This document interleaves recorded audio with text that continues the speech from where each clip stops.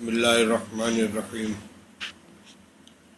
الحمد للہ رب العالمین والصلاة والسلام علی سید الانبیاء والمرسلین سیدنا و نبینا و مولانا محمد وعلی آلہ واصحابہ اجمعین اما بعد فعن ابی ایوب الانصاری رضی اللہ تعالی عنہ قال جاء رجل إلى النبي صلى الله عليه وسلم فقال عزني وأوجز فقال إذا قمت في صلاتك فصل صلاة مودع ولا تكلم بكلام تعذر منه غدا وأجمع الآياس مما في أيدي الناس.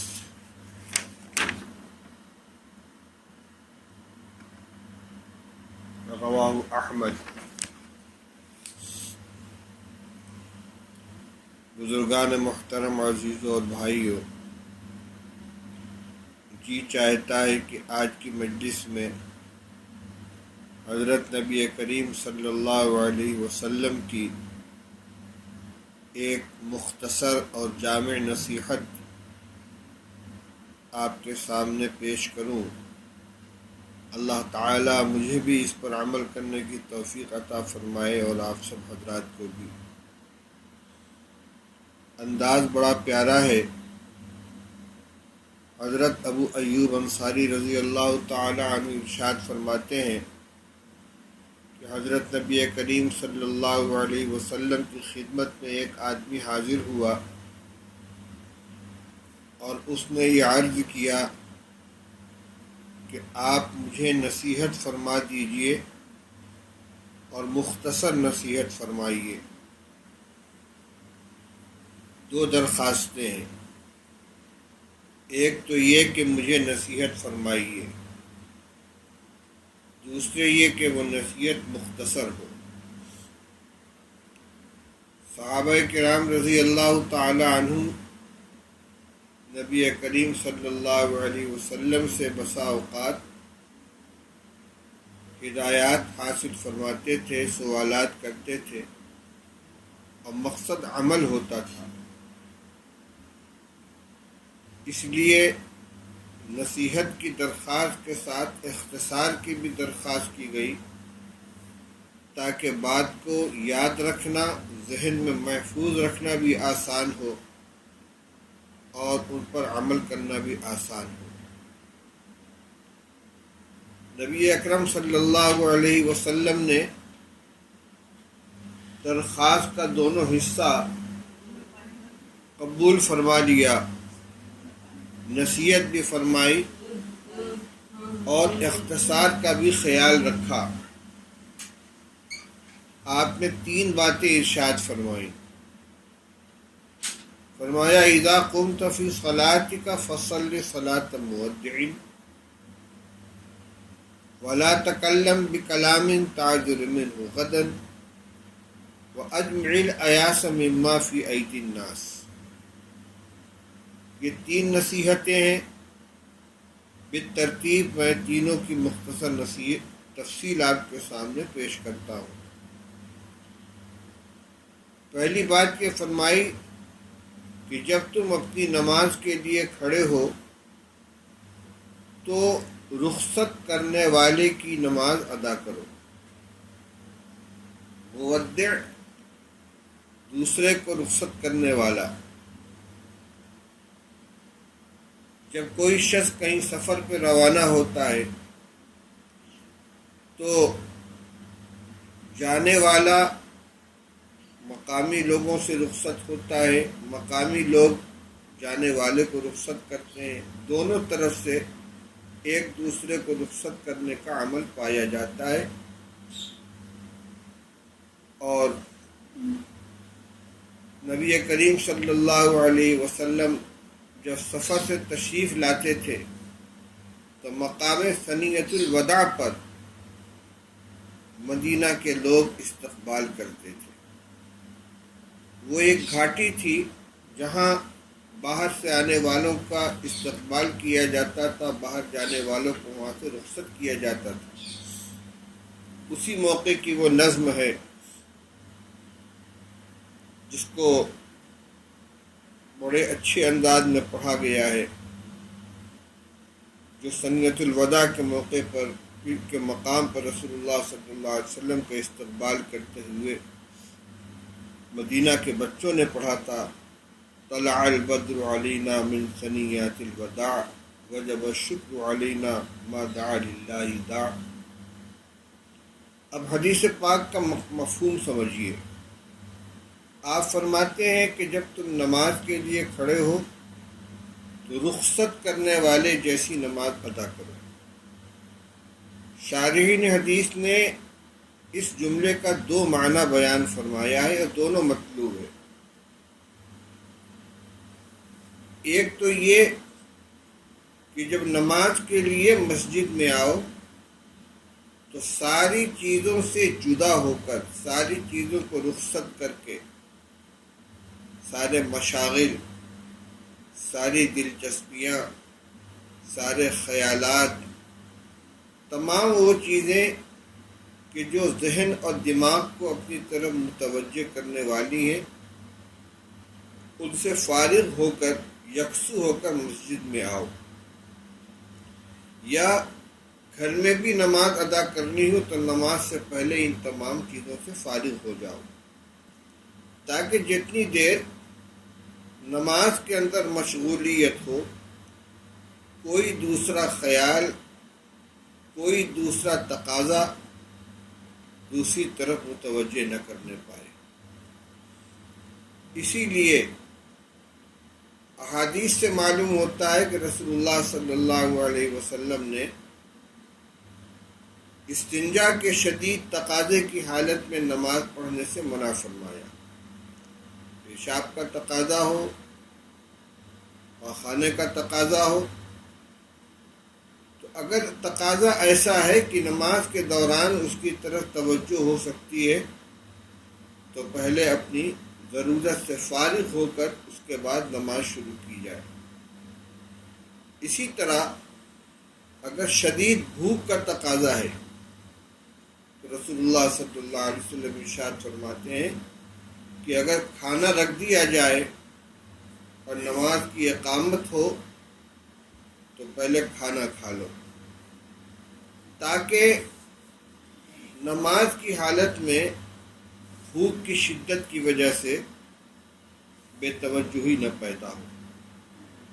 اسی طرح ایک حدیث میں فرمایا گیا کہ نماز کے وقت اگر نیند کا غلبہ ہو تو پہلے اپنی نیند کی ضرورت پوری کر لو۔ اس حال میں نماز نہ پڑھو کہ زبان سے نکلنے والی دعا ہے یا بد دعا اس کا بھی پتہ نہ چلے، تم دعا کرنا چاہو اور بد دعا کے الفاظ زبان سے نکلے۔ یہ کھانا، پینا، سونا، استنجا کرنا، یہ جسمانی تقاضے ہیں۔ یہ تقاضے اگر اس درجے میں ہیں کہ ان کی وجہ سے قلب متوجہ ہوگا، نماز کی طرف سے دھیان ہٹے گا، تو اس حالت میں نماز پڑھنے سے منع کیا گیا۔ اسی کے ساتھ ساتھ اور دوسری چیزیں کہ جو دھیان بانٹنے والی ہیں ان سے بھی فارغ ہو کر آنا چاہیے۔ مثال کے طور پر کوئی تاجر ہے دکان پہ بیٹھنے والا، نماز کا وقت ہوا تو دکان بند کر کے آئے یا ایسا انتظام کر کے آئے کہ نماز کے دوران دھیان اس طرف نہ جائے کہ میں دکان کھلی چھوڑ کر چلا آیا ہوں، چھوٹے بچے کو بیٹھا کر آ گیا ہوں، کہیں کوئی سامان چوری نہ ہو جائے، کوئی حادثہ نہ ہو جائے۔ ایسے ہی مسجد کے دروازے پر گاڑی کھڑی کر دی، اس کو لاک نہیں کیا تو مسجد میں داخل ہو گئے۔ نیا جوتا چپل دروازے کے اوپر چھوڑ دیا، یا کوئی قیمتی سامان لے کر آئے ہیں اپنے ساتھ مسجد میں، بازار کی مسجد ہے، سامان خریدا، مسجد میں آ گئے نماز کے وقت اور ایسی جگہ رکھ دیا کہ جہاں سے غائب ہو جانے کا اندیشہ ہے۔ یہ سب حالات کے اعتبار سے مثالیں دے رہا ہوں۔ ان تمام چیزوں کو رخصت کر کے ان سے فارغ ہو کر مسجد میں آؤ، تاکہ جتنی دیر نماز کے اندر مشغول ہو، ہمتاً اللہ کی طرف توجہ ہو، نماز کی طرف توجہ ہو، دوسری چیزوں کی طرف ذہن نہ جائے۔ اذا قمت فی صلاتک فصلی صلاۃ مودع، ساری چیزوں سے رخصت ہو کر اور ساری چیزوں کو رخصت کر کے نماز کے لیے کھڑے۔ ایک معنی تو یہ ہے، اور یہ مطلوب ہے، مقصود ہے۔ میں نے روایتیں آپ کے سامنے پیش کی کہ مختلف چیزوں سے رسول اللہ صلی اللہ علیہ وسلم نے منع فرمایا۔ نیند کے عالم میں نماز نہ پڑھو، بھوک کے عالم میں نماز شروع نہ کرو، استنجا کے تقاضے کی حالت میں نماز شروع نہ کرو۔ ان سب کو اکٹھا کر لینے سے، جمع کر لینے سے مشترک مفہوم یہ نکلتا ہے کہ کوئی ایسا تقاضا جسمانی یا ذہنی کہ جس کی وجہ سے ذہن و دماغ دوسری طرف متوجہ ہو، ان سے فارغ ہوئے بغیر نماز کی طرف نماز میں داخل نہیں ہونا چاہیے۔ دوسرا ایک معنی اور ہے، اذا قمت فی صلاتک فصلی صلاۃ مودع، نماز کے لیے کھڑے ہو تو ایسی نماز ادا کرو جیسے تم دنیا سے رخصت ہونے والے ہو، دنیا سے جانے والے ہو، اور یہ زندگی کی آخری نماز ادا کر رہے ہو۔ بالفرض کسی شخص کی موت کا فیصلہ ہو جائے اور اس سے یہ کہا جائے کہ تمہاری آخری تمنا کیا ہے، اور وہ ایمان والا بندہ ہو، اور صحابی رسول حضرت خبیب رضی اللہ تعالی عنہ کی سنت کو زندہ کرنے کے لیے وہ یوں کہے کہ مجھے 2 رکعت نماز ادا کر لینے کا موقع دو۔ بظاہر اس کو یہ معلوم ہے کہ اس 2 رکعت نماز کے بعد میری زندگی کا خاتمہ ہو جائے گا اور مجھے اس دنیا میں اپنے پروردگار کی عبادت کا دوسرا موقع نہیں ملے گا، تو وہ صاحب ایمان یہ 2 رکعت نماز کتنی توجہ اللہ کی طرف، کتنے دھیان اور اپنے قلب و دماغ کو اللہ کی طرف متوجہ کر کے کس درجے کی نماز ادا کرے گا۔ نبی کریم صلی اللہ علیہ وسلم ارشاد فرماتے ہیں کہ تم جب بھی نماز کے لیے کھڑے ہو تو ہمتاً اس طرح نماز کی طرف متوجہ ہو جاؤ کہ جیسے دنیا سے تم کو رخصت ہونا ہے اور یہ تمہاری زندگی کی آخری نماز ہے۔ مودع کا یہ معنی بھی آتا ہے، چنانچہ حدیث میں ایک روایت ہے کہ رسول اللہ صلی اللہ علیہ وسلم نے ایک مرتبہ نماز کے بعد وعظ فرمایا، جس کے بارے میں صحابہ کہتے ہیں کہ وجلت منہ القلوب وذرفت منہ العیون، کہ آپ کے اس وعظ کی وجہ سے ہمارے دل کانپ اٹھے اور ہماری آنکھوں سے آنسو بہنے لگے۔ پھر ہم نے کہا یا رسول اللہ، آپ کا یہ خطبہ، آپ کا یہ وعظ مودع کا وعظ ہے، رخصت کرنے والے کا، یعنی ایسا لگتا ہے جیسے آپ دنیا سے رخصت ہو رہے ہوں اور آخری نصیحت فرما رہے ہوں۔ تو مودع کا ایک معنی یہ بھی ہوتا ہے۔ اس وقت صحابہ نے آپ سے فرمایا کچھ اور نصیحت فرما دیجیے، تو آپ نے کچھ مختصر نصیحت فرمائی تھی، انشاءاللہ کسی موقع پر وہ روایت بھی آپ کے سامنے آ جائے گی۔ مقصد یہ ہے کہ نماز میں یہ بھی مطلوب ہے کہ پوری دلچسپی، پوری دل جمعی کے ساتھ اللہ کی طرف متوجہ ہو کر گویا زندگی کی آخری نماز اس طرح سے نماز ادا کرو۔ دونوں مفہوم کو سامنے رکھ کر حاصل یہ نکلتا ہے کہ نماز کے لیے جب انسان کھڑا ہو تو صرف جسم سے نہیں بلکہ اپنے پورے وجود کے ساتھ، پورے خیالات کے ساتھ، ذہن و دماغ کے ساتھ ہمتاً اللہ کی طرف متوجہ ہو۔ کوشش کرے کہ کوئی ایسی چیز مانع موجود نہ ہو جو اس کی توجہ کو دوسری طرف پھیرنے والی ہو۔ ایک نصیحت رسول اللہ صلی اللہ علیہ وسلم نے یہ فرمائی۔ دوسری نصیحت یہ فرمائی، وَلَا تَكَلَّمْ بِكَلَامٍ تَعْذِرُ مِنْهُ غَدًا، ایسی کوئی بات نہ بولو کہ جس سے کل کو معذرت کرنی پڑے۔ زبان سے کوئی ایسی بات نہ نکالو کہ جس سے معذرت کرنی پڑے کہ غلطی ہو گئی، میں معافی چاہتا ہوں، یا مجھے ایسا نہیں کہنا چاہیے تھا۔ اور آج کل کی زبان میں سوری بولنا پڑے، جو ایک فیشن ہو گیا ہے کہ کچھ بھی کر لو، کچھ بھی کہہ لو، اس کے بعد ساری بول دو تو ختم۔ ایسا نہیں ہے۔ آپ فرماتے ہیں کہ بولنے سے پہلے سوچو کہ یہ بات کہنے کی ہے کہ نہیں۔ بول لینے کے بعد معذرت نہ کرنی پڑے، معافی نہ مانگنی پڑے، یہ نہ کہنا پڑے کہ میں اپنی بات واپس لیتا ہوں۔ بات واپس نہیں ہوتی، یہ صرف کہنے کی بات ہے۔ جو بات زبان سے نکل گئی وہ نکل گئی۔ یہ وہ تیر ہے جو کمان سے نکلنے کے بعد لوٹ کر نہیں آتا۔ اور بسا اوقات ایک لفظ اور ایک بات کا دل کے اوپر وہ زخم لگتا ہے کہ جو زندگی بھر نہیں بھرتا۔ چھری کا، تیر کا، تلوار کا تو زخم بھرا، لگا جو زخم زباں کا رہا ہمیشہ ہرا۔ چھری کا، تیر کا، تلوار کا جو زخم ہو وہ تو بھر جاتا ہے، لیکن زبان کا جو زخم دل کے اوپر لگتا ہے وہ زندگی بھر نہیں بھرتا، وہ کچوکے لگاتا رہتا ہے۔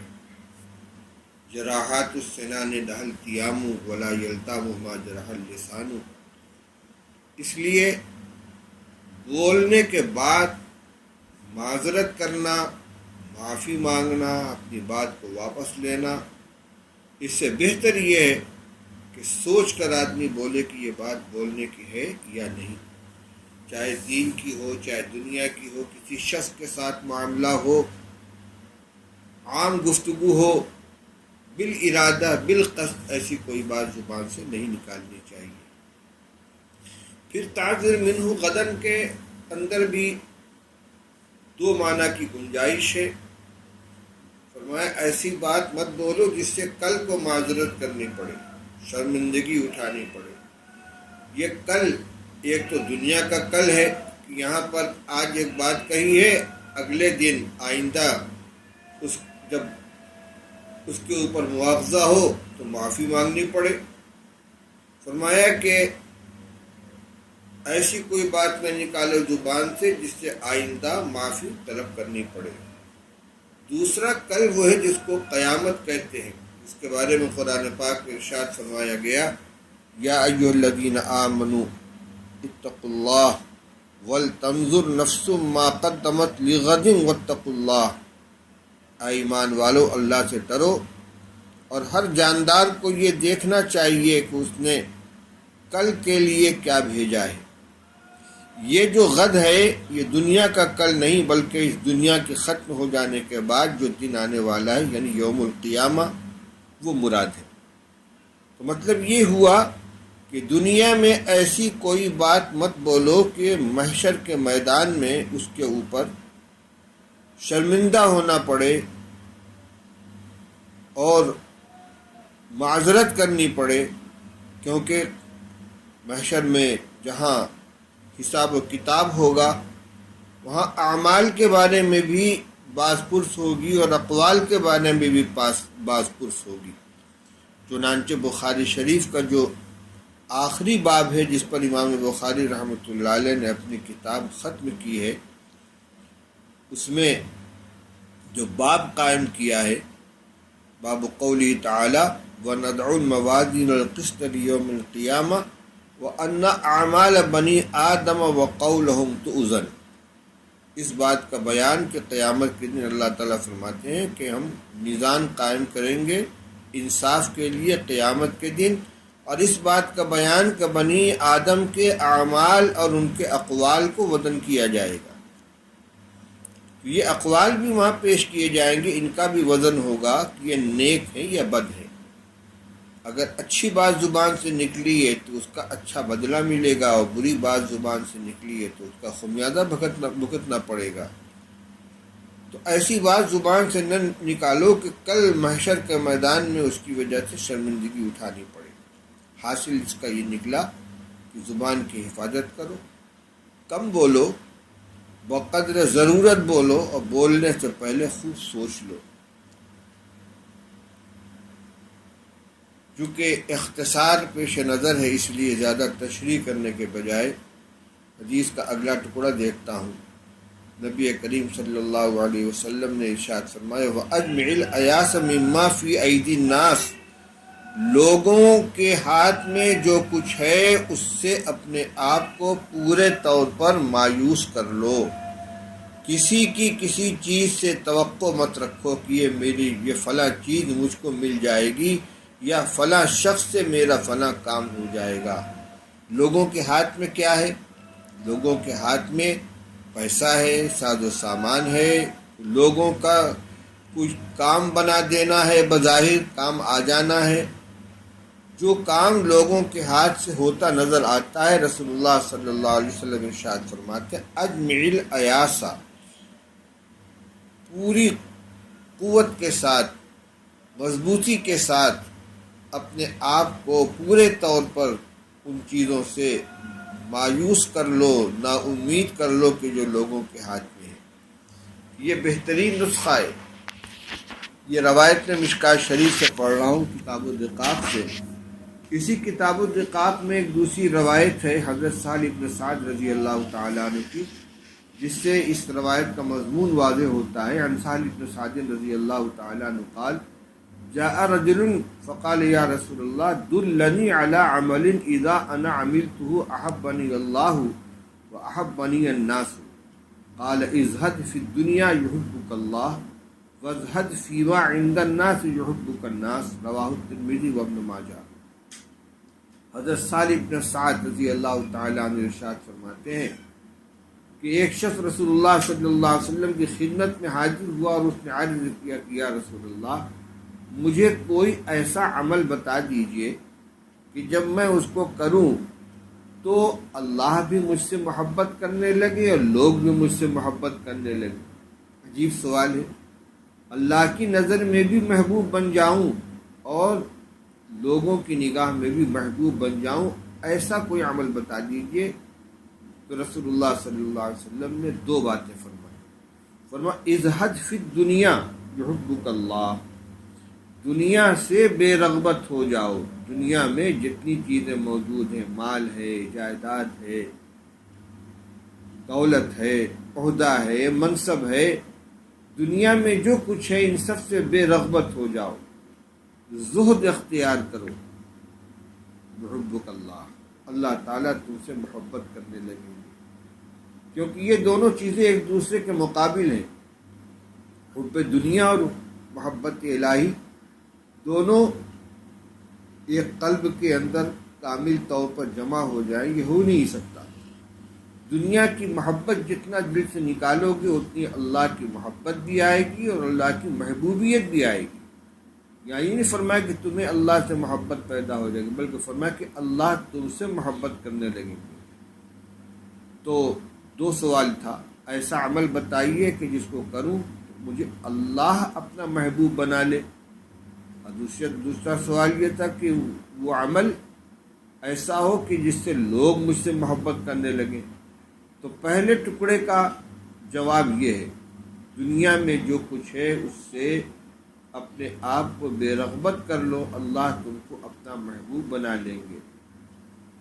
اور وَازْهَدْ فِيمَا عِنْدَ النَّاسِ يُحِبُّكَ النَّاسِ، لوگوں کے پاس جو کچھ ہے اس سے بے رغبت ہو جاؤ، اپنی امید منقطع کر لو، لوگ تم سے محبت کرنے لگیں گے۔ کیونکہ مال سب کو محبوب ہوتا ہے۔ جب لوگوں کے مال پر، ان کی جائیداد پر، ان کی دولت پر کسی کی نگاہ ہوگی، چاہے کتنا ہی بڑا آدمی ہو، لیکن اگر مال والے کو یہ محسوس ہو کہ یہ میرے مال پر نظر رکھتا دولت پر اس کی نگاہ ہے تو اس کی وقت، اس کی عزت گھٹے گی، اس لیے کہ مال محبوب ہے، وہ اپنے مال کے ساتھ جس کی محبت دیکھ رہا ہے وہ اس کو اپنا رقیب سمجھ رہا ہے۔ تو فرمائے کہ لوگوں کے پاس جو کچھ ہے اس سے بے رغبت ہو جاؤ، لوگ تم سے محبت کرنے لگیں گے۔ اسی کو اس روایت میں اس طرح بیان فرمایا، اجمع الایاس مما فی ایدی الناس، لوگوں کے پاس جو کچھ ہے اس سے پورے طور پر اپنے آپ کو نا امید کر دو۔ اللہ تعالیٰ کسی بندے کے ذریعے تمہاری ضرورت پوری کرا دے، یہ اللہ کا کرم ہے، تم محتاج بن کر اس کی طرف متوجہ نہ ہو۔ حضرت حکیم ابن حزام رضی اللہ تعالیٰ فرماتے ہیں کہ میں نے رسول اللہ صلی اللہ علیہ وسلم سے ایک مرتبہ کچھ مانگا، سوال کیا، آپ نے عطا فرمایا، پھر مانگا، پھر عطا فرمایا، پھر مانگا، پھر عطا فرمایا۔ اس کے بعد آپ نے ارشاد فرمایا، حکیم لا تسأل الناس، لوگوں سے سوال مت کیا کرو۔ اسی طرح حضرت عمر رضی اللہ تعالیٰ عنہ رسول اللہ صلی اللہ علیہ وسلم نے کچھ دینا چاہا تو فرمایا یا رسول اللہ کسی ایسے آدمی کو دے دیجیے کہ جو مجھ سے زیادہ ضرورت مند ہو۔ تو آپ نے فرمایا کہ کسی سے سوال مت کرو، کسی کے مال کی طرف نگاہ مت رکھو، لیکن بغیر مانگے اللہ تعالیٰ اگر کوئی چیز عطا فرماتے تو اس کو قبول کر لو۔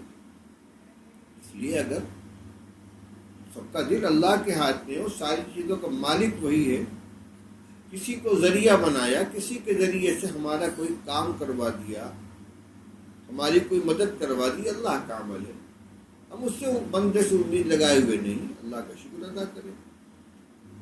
اشراف نفس نہیں ہونا چاہیے، توجہ دل کا میلان اس کی طرف نہیں ہونا چاہیے۔ تو زہد کا مطلب یہی ہے کہ ہم اپنے دل کو کسی کے مال، کسی کی چیز کی طرف نہ لگائیں، اور یہ چیز اگر حاصل ہو جائے گی تو فرمایا کہ لوگ تم سے محبت کریں گے۔ اب آ جائیے لوٹ کر پہلی حدیث کی طرف، جس میں رسول اللہ صلی اللہ علیہ وسلم نے 3 نصیحتیں فرمائی ہیں۔ پہلی نصیحت یہ کہ نماز کے لیے جب کھڑے ہو تو ایسی نماز ادا کرو گویا زندگی کی آخری نماز ہے، اور یہ کہ تمام تقاضوں سے، تمام ایسی چیزوں سے اپنے کو فارغ کر کے آؤ جو نماز کے اندر تمہارے خیال کو، تمہاری توجہ کو اپنی طرف موڑنے والے۔ دوسری نصیحت فرمائی کہ ایسی بات زبان سے نہ نکالو جس سے کل کو معذرت کرنی پڑے، اس کا حاصل زبان کی حفاظت ہے۔ اور تیسری نصیحت فرمائی کہ لوگوں کے ہاتھ میں جو کچھ ہے اس سے اپنے آپ کو پورے طور پر نا امید رکھو، کسی کی کسی چیز سے امید مت لگاؤ۔